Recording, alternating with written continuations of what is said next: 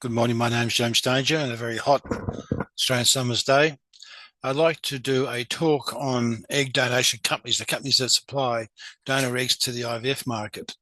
This is something a little bit different for me, but I thought it might be fairly informative. It comes from a publicly listed podcast area called Global Growth Insights, which I think is an Indian company. And they have published in February 5 an article on the 8 biggest egg donor services companies in the world. And this is the URL that you can find it at, right?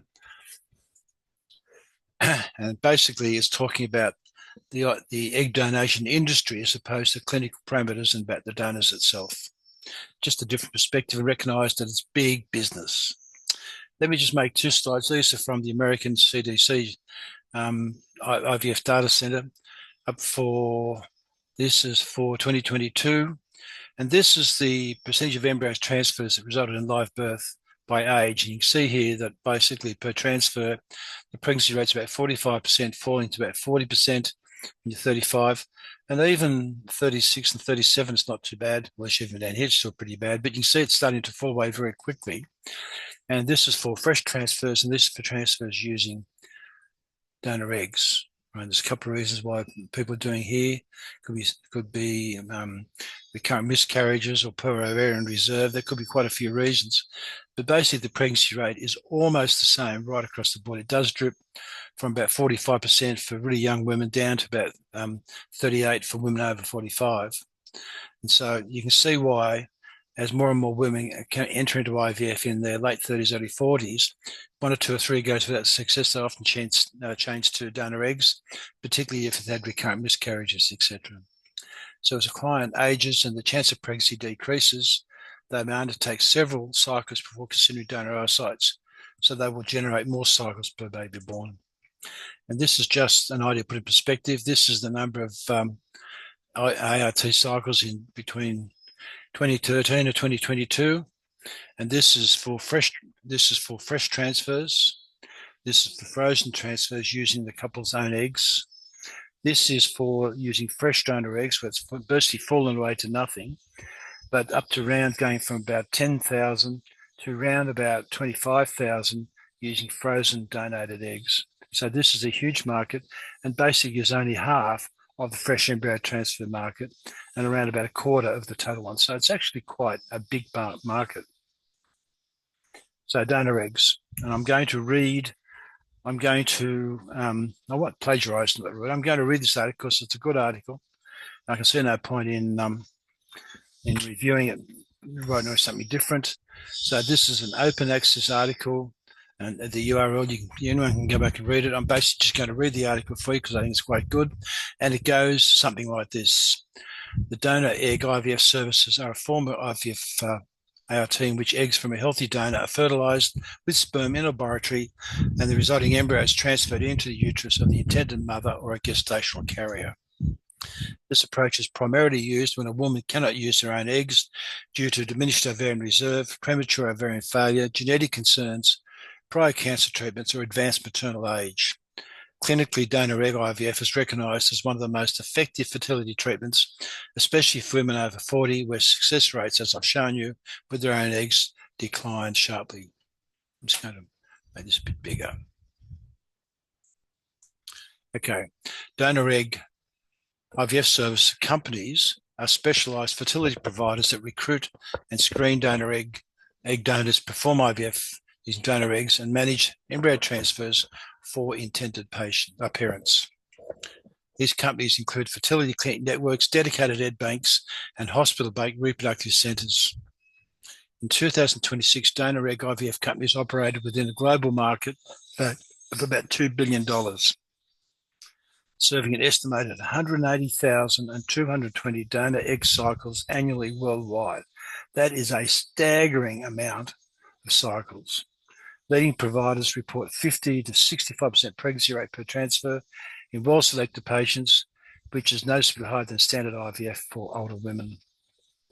If you just think about the genetic testing, looking at the issue of the genes where you come from, using donor eggs is just an amazing impact. Operationally, donor egg IVF companies invest heavily in donor screening, with many testing from between 100 to 300 genetic conditions with strict age criteria, 21 to 32 years. Financially, the donor egg IVF cycle generates roughly $15,000 to $40,000 in revenue, making it a premium fertility segment, particularly when the woman receiving the eggs has to pay for the eggs themselves. So major companies and clinic groups such as Virtus Health, Monash, Genea, this is Australian tip because it's basically sent to me in Australia. Fertility networks often run multi-location models, allowing them to scale donor databases and laboratory services.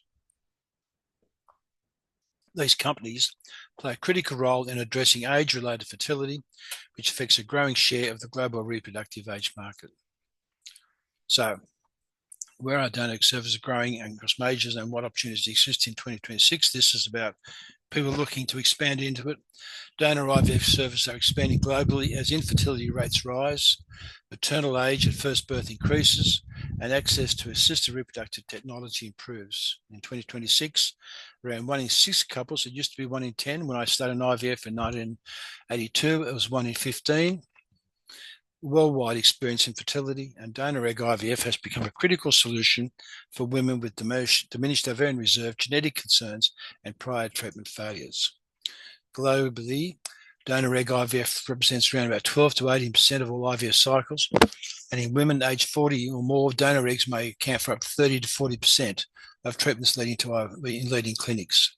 With a global donor egg market valued at around about $2 billion in 2026, regional growth patterns reveal where demand and opportunities are strongest. Opportunities for startups and emerging players in donor egg IVF services in 2026 are expanding as demand outpaces supply and clinics seek scalable, technology-driven solutions. With the global donor egg IVF market valued at $2.2 billion and growing about 5% annually, new entrants can target high-margin niches across the value chain. One major opportunity lies in the digital donor matching platforms. Clinics report that donor recipient matching can take weeks or months, but an AI-enabled platform can reduce matching time by 30 to 50%, improving clinics' throughput and patient satisfaction. Startups offering secure databases, genetic profile matching, and virtual consultations can integrate existing clinics in the B2B model. Let's back to base. Egg banking and cryopreservations are another growth area. Frozen donor eggs already account for above 60% of donor eggs cycles. I think it's actually more than that in developed markets, and centralized egg banks can lower per cycle costs by 15 to 25%. While increasing donor utilization rates. This model supports scalability across cities and borders. Financing and affordability solutions are also present for innovation. The average egg donor cycle costs in the US between $15,000 and $40,000. $40,000. And clinics offering structured financing often see 20 to 30% higher patient conversions. Startups partnering with lenders, insurance can unlock latent demand. Finally, genetic screening and lab technology remains high-value segments. With many programs screening for 100 to 300 genetic conditions, startups providing faster, low-cost genetic tests for AI-based embryo assessment tools can capture demand as clinics compete on success rates and safety metrics. So some of the Q&A or FAQs. What do donor egg IVF service companies do? So there's a bit of iteration here. This is like a summary at the end of the article. Donor egg IVF service companies recruit and screen egg donors, manage oocyte retrieval and fertilization, and perform embryo transfers for intended parents. Many also run egg banks and genetic testing labs. In 2026, these companies support an estimated 180 to 220,000 donor egg cycles globally. So how large is the global donor egg market? The global donor egg IVF services market is valued at about $2.2 billion and is projected to reach about 3.19 in 2035, growing at roughly about 5% per year. Donor egg IVF represents about 12 to 80% of all IVF cycles worldwide. So what success rates do leading companies deliver? Top donor egg IVF providers often report 50 to 65% pregnancy rate and live birth rates per embryo transferred to suitable patients. I think honestly, if you're saying 40%, you won't get yourself into trouble. I think 50 to 65 is just a very select group of people. Cumulative success across multiple transfers from one donor cycle can exceed 70%, making it one of the highest success infertility treatments. How much revenue does a typical donor egg cycle generate? This is a single donor egg IVF cycle typically costs in the US about $15,000 to $40,000 globally. Premium programs in North America and Western Europe can exceed $45,000, especially with genetic testing and exclusive donors. It's just a huge amount of money. Which regions have the most donor egg companies? And North America and Europe together account for over 50% of the global market in revenue. The United States alone contributes close to 30% of global donor egg cycles. One reason for that is that, for instance, I don't think you do in China. So a lot of Chinese people are going to America for donor egg services. Asia Pacific is the fastest growing region, expanding at 8 to 11% annually. So how do these companies ensure donor and patient safety? Most leading companies screen donors for 100 to 300 plus genetic conditions, infectious diseases, and psychological suitability. Donor age is often limited to 21 to 30 years to ensure egg quality and safety. And I think 28 is around about the plum. 26 to 28 is about the plum age. So what role do egg banks play? Egg banks are increasingly important, with frozen donor eggs used in over 60% of donor egg cycles in developed markets. They improve, actually it's more than that. If you look at the city data, it's more about 90% to almost 100% of donor egg cycles are frozen. They improve scheduling flexibility, and they can reduce program costs by 10 to 30%, and they can be shipped all around the world. So with dry shipping, there are companies now that move eggs and embryos all around the world, and a company in a clinic in Australia, New Zealand, Singapore can buy an eggs from clinic in America, have them flown over and used locally. What trends are shaping donor egg companies in 2026? Key trends include artificially based embryo selection, digital donor matching, employer-funded fertility benefits, and cross-border reproductive care. So in some developed markets, 30 to 40% of large employers now offer infertility benefits or fertility directly supporting the industry growth. So in conclusion, donor egg IVF services have become a vital and fast maturing segment of reproductive healthcare, supported by strong medical outcomes and clear demographic needs. With a global market value at around about $2 billion in 2026 and projected to reach $3.9 billion by 2035, the industry shows steady long-term momentum. Donor egg now represents 12 to 80% of global IVF cycles, so that's a bit of repetition here. And for women over 40, it can account for 30 to 40% of treatments in leading clinics. Clinical performance remains a core strength, with 50 to 65% live birth rates per transfer and cumulative rates often exceeding 70%. Somewhat a bit of an overestimate, but not too far off the mark. High treatment costs of $50,000 to $40,000 a year, combined with growing employer coverage and medical tourism, sustain revenue growth, and it's only going to get busier. As infertility affects 1 in 6 couples worldwide, donor egg services are positioned as a critical, scalable solution within the broader ART market. And so this is the article which I've just read to you. There's another one which people may like to go and read. It's a bigger one, but it's a really good article on the donor egg market, insights and forecasts. And just look at this money, $2 billion. That's the size of the market. It's just scary. I'd just like to finish up by just talking briefly about the donors, because all this has been about how the business can be used, etc. But you have to remember, these are young women who are putting their lives on the line to produce eggs, and in an altruistic or a commercial sense, and they usually have no relationship to the babies that are being born anywhere in the world. And so I was disappointed in that article that there wasn't a little bit more on the donors themselves. So this is an article published in Fertility in Australia 2025. Outside donors' physical outcomes and psychological experience, a mixed method study. And basically they concluded that most participants felt their oocyte donation experience was positive, despite reported pain, menstrual cycle changes, and emotional distress. Depression and anxiety were the most common self-reported diagnoses, depression rated higher than the national prevalence. Evaluated cut down, annoyed, guilty, eye-opened, adapted to including drugs was associated with depression, indicating the importance of screening oocyte donors for mental health and drug alcohol abuse. And concerns also include lack of communication after procedures and lack of information provided on long-term health outcomes. Clinics can also incorporate with these findings when counselling this population. There's nothing yet here about contact with the children that were born from their donation.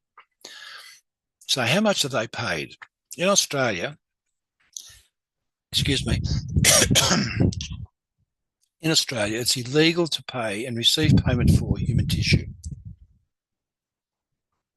This includes donor eggs. Therefore, egg donors are not paid a fee for the eggs themselves. However, donors are entitled to be reimbursed for reasonable and verifiable out-of-pocket expenses incurred during the donation. And that can be up to $5,000. But that means the donors spent $5,000 donating. But in contrast, for countries like the United States, egg donors can receive significant financial compensation, often ranging from several $1,000s to over $10,000 per donation cycle. The difference in law is primarily a reason why some Australians travel overseas for egg donation.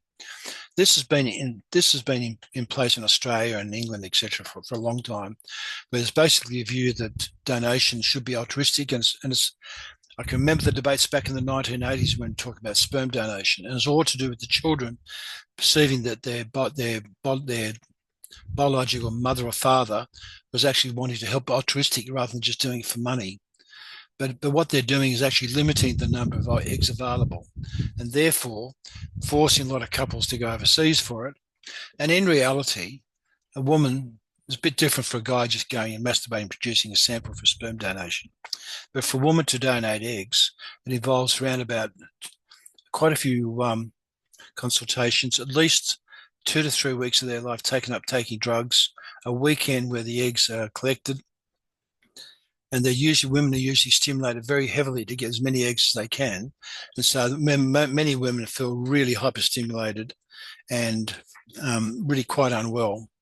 And of course, if they make a mistake and have intercourse with their husband or boyfriend or whatever, there's a good chance they may fall pregnant themselves. There's also the issue that often they're after young women to do the donation. So in America, I suspect a lot of women are donating. They might make 2 or 3 or 4 donations over a couple of years, which might be enough to pay for their education. But in Australia and elsewhere, I think that donors are poorly done by. They could certainly allow donors to donate altruistically, but I think that the law should change and allow Australians to pay women for what they're worth. That is, for the inconvenience and the pain. So in US, egg donors in the US typically earn between 5 to 10 for the first-time donation, with experience to a highly sought-after donors receiving $10,000 to $20,000 per cycle. Compensation varies between agency, location, demand, with some specialised and repeat cases exceeding $50,000 or up to $100,000 in a rare instance if you have a certain capability that someone may particularly want. So you may have some cases in America where a particular couple, very wealthy, want a particular sort of donor, and they may well be prepared to pay these huge amounts of money. And for a woman to do that, I can see that that's fair recompense. Egg donors in Europe generally earn between 250 and 2,000 euros in compensation per cycle to recover expenses, with rates varying between country and regulation. Popular destinations like Spain offer compensation more like 1,000 euros per cycle. In the UK, compensation is fixed at £985 per cycle. Wow, whoopie-doo, would never pay for a holiday. So I'd like to stop there because this is really about IVF egg companies, because that's a growing market. And I think clients need to have a better idea how that market operates. And I can tell you going forward in 5 to 10 years' time, there'll be more specialised companies only creating donor eggs and not doing any IVF, only creating the eggs, freezing them down. And that will be big business, I suspect.